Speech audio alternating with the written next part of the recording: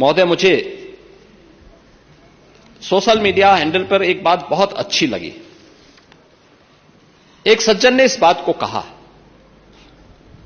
और उसने जो लोग महाकुंभ का विरोध कर रहे थे उनके बारे में उसने बहुत सटीक टिप्पणी की। उन्होंने कहा कि पिछले 1.5 महीने में आप वामपंथियों, समाजवादियों की बाल खगाल लीजिए, महाकुंभ को लेकर के विश्व वमन के अलावा कुछ नहीं दिखेगा। गंदगी, अव्यवस्था, पर्यटकों की परेशानी के अलावा इनकी बजबजाती वाल पर दूसरी कुछ भी नहीं मिलेगा। लेकिन इन सब से इतर धरातल पर इनकी बजबजाती विचारधारा का कोई असर नहीं है। हज के दौरान अव्यवस्था से होने वाली सैकड़ों मौतों पर चुप्पी साध जाने वाले भारत के वामपंथी सेकुलर स्कॉलर महाकुंभ की भव्यता पर उल्टी करते नजर आए हैं। हर बार इनकी कोशिश महाकुंभ को बदनाम करने और फेल करने की रही, लेकिन ऐसे तमाम लोगों की मंशा को दरकिनार करते हुए करोड़ों लोगों ने आस्था की डुबकी लगा करके इनके जले पर नमक छिड़कने का ही काम किया है। उन्होंने आगे लिखा है कि महाकुंभ के दौरान दुखद हादसा हुआ, इसके बाद भी आस्था और विश्वास तमाम परेशानियों पर भारी पड़ी। तीर्थयात्री समस्त परेशानियों और मुश्किलों का पहाड़ चढ़कर भी प्रयागराज महाकुंभ पहुंचे, वहां से स्नान कर खुशी खुशी वापस लौटे।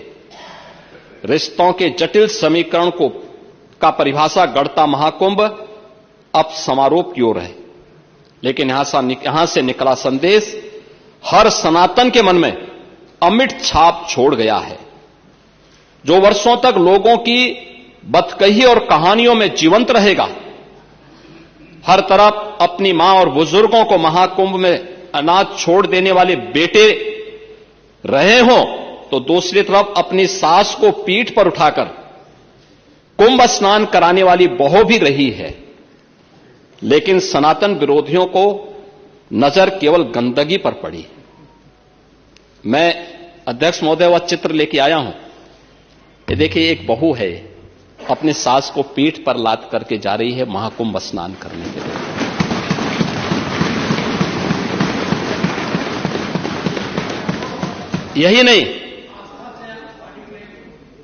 यही नहीं, आगे एक और बात कहते हैं। किसी ने सच कहा कि महाकुंभ में जिसने जो तलाशा उसको वह मिला। गिद्धों को केवल लाश मिली, सूअरों को गंदगी मिली,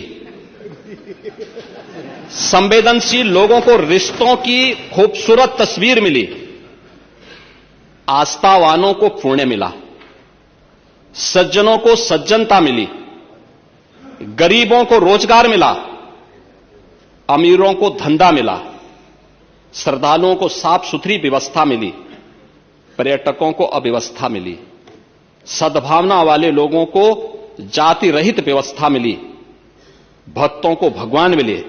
मतलब सबने अपने स्वभाव और चरित्र के अनुसार चीजों को देखा है। एक ही घाट पर सभी जाति वर्ग के तीर्थयात्री स्नानार्थी बिना किसी भेदभाव के नहाते रहे। सनातन की सुंदरता आखिर समाजवादी और वामपंथियों को कैसे नजर आएगी? लेकिन इनके द्वारा लगातार किए जाने वाले प्रश्न इनकी नियत को ही संदेह के दायरे में खड़ी करती है। महोदय, ये टिप्पणी अचानक नहीं है। ये टिप्पणी भारत की टिप्पणी है, भारत की भावनाओं की टिप्पणी है। और जो स्वयं कुछ कर नहीं सकते थे, जिन लोगों ने अपने समय में इस पूरे आयोजन को अव्यवस्था और भ्रष्टाचार का शिकार बनाया था, आज वे महाकुंभ पर इस प्रकार की टिप्पणी करके भारत की भावनाओं के साथ ही खिलवाड़ करने का काम कर रहे हैं।